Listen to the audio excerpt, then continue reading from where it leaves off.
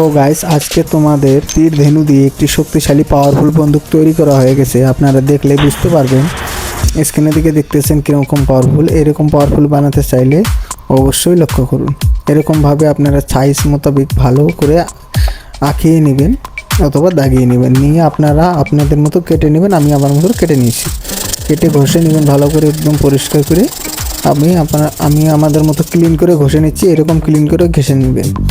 ঘষে নিয়ে এখানে একটি দাগ দিয়ে দিবেন, লম্বা করে দাগ দিয়ে নেবেন। নেওয়ার পরে এটাতে রাবার থাকবে, এরকমভাবে কেটে নেবেন। আমি কেটে নিয়েছি।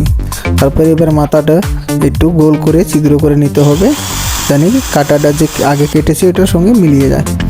এখানে চারকোণ একটি দাগ দিয়ে, যেখানে অথবা গুলি বলো যেটাই হোক, এটা এইভাবে আপনারা সুন্দর করে কেটে নেবেন চিকন করে।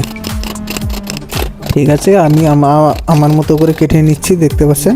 এরকমভাবে কেটে নেবেন।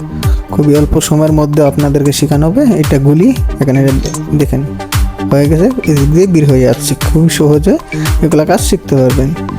তো এখানে একটি দাগ দিয়ে নেবেন, যেটাতে ঘোড়া বলা হয়। আমি এর আগে বলছি আমি ঘোড়া বলে থাকি, আপনারা কী বলেন। এটাতে ঘষে এটা বসিয়ে দেওয়ার জন্য এইভাবে পারফেক্ট।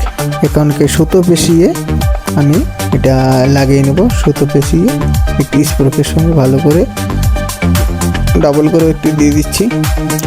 স্প্রোকটা এই জায়গায় আনিয়ে পুরো টাইট করে বেঁধে দিতে হবে। বেঁধে হয়ে গেল আমার। এখানকে এটা ঢুকিয়ে ভালো করে কাঠি দিয়ে লাগিয়ে নেব।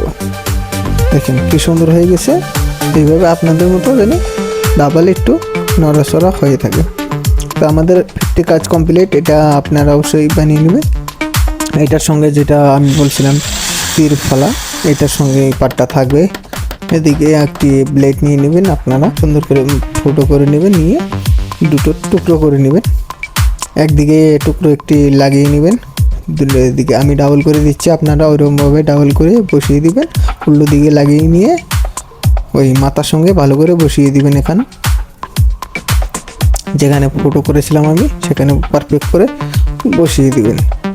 এরকম করে সেম টু সেম আমার মতো বসিয়ে দেন। আমার বসানো হয়ে গেছে। এখান থেকে লুক একটা চলে আসলো আকর্ষণীয়।